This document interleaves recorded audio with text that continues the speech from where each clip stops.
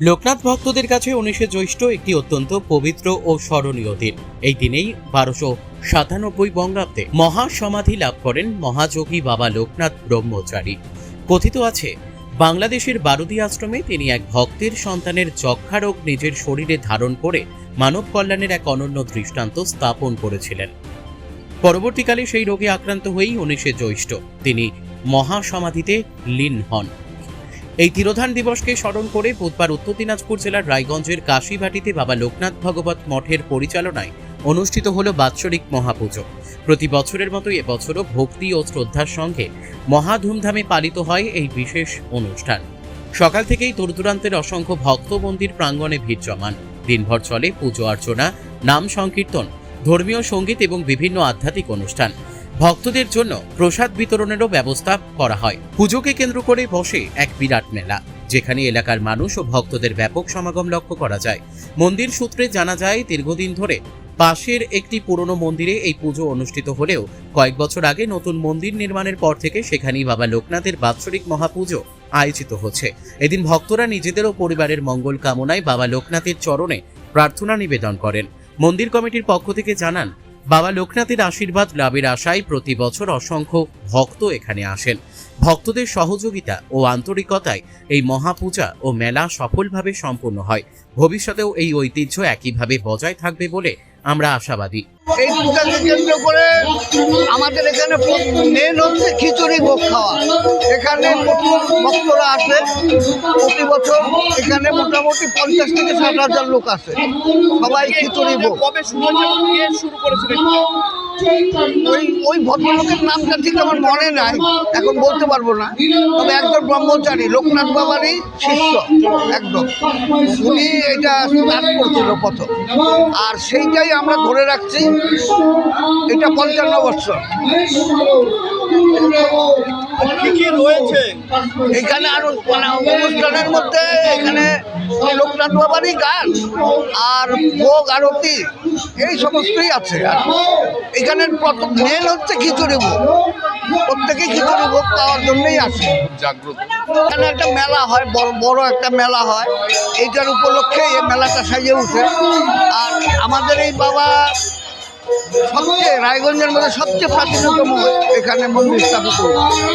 আর এখানে মানে কাশীবাটি লোকনাথ ব্রহ্মচারী আশ্রম, এটা মোটামুটি মেলাটা স্টার্ট হয়েছে 50 বছর হয়েছে। আগে যে মেলাটা হতো না, প্রথম তো মেলাটা হতো না, এখন অনেক জায়গা হচ্ছে।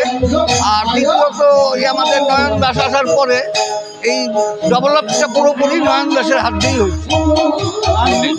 নতুন মন্দিরটি কবে হয়েছে? নতুন মন্দিরটা মানে গতবার আমরা এটাকে উদ্বোধন করছি।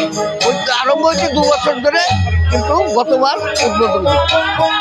এই মেলাটা আজ থেকে 55 বছর পিছনে যেতে হবে, তখন থেকে এই মেলা শুরু। যারা শুরু করেছিলেন তারা বর্তমানে আমাদের সঙ্গে নেই, তারা চলে গেছেন। বংশ পরম্পরায় এই মেলাটা চলে আসছে।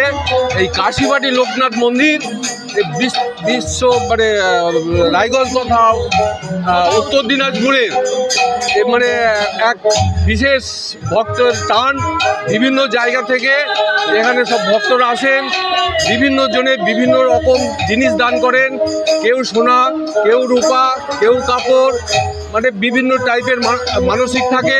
সেই মানসিকের পরিবর্তে এই সমস্ত মানে লোকনাথের চরণে এই সমস্ত সামগ্রী দান করেন। ওমানন্দ লাহিড়ী বালুরঘাটের, উনি এখানে দায়িত্ব নিয়ে করছেন। তারপর উনি মানে বয়সের ভারে আর এখানে আসতে পারেন না, উপস্থিত থাকতে পারেন না। তারপর দীর্ঘদিন যাবৎ আমাদের এখানে বিভিন্ন জন, যেমন একটু পূর্বের কথা উল্লেখ করি, আমাদের এখানে গোপাল আচার্যি মহাশয় ওই লোকনাথ বাবা উনি দান করেছিলেন, ওনার সঙ্গে আমরাও ছিলাম।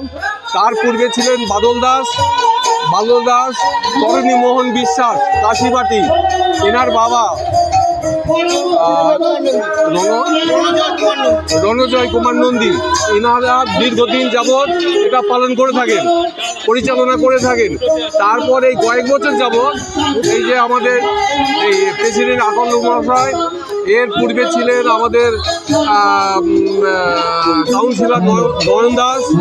বলছি কি দাদা, রায়গঞ্জের প্রাক্তন বিধায়ক এই মন্দির প্রকল্পে 1 লক্ষ টাকা ঘোষণা করেছিল, পাঁচের টাকাটা পেয়েছেন? না, উনি যেটা আমি যতদূর জানি ওই টাকাটা উনি ঘোষণা করেছিলেন, কিন্তু দেওয়া ওনার পক্ষে আর সম্ভব হয়ে ওঠেনি।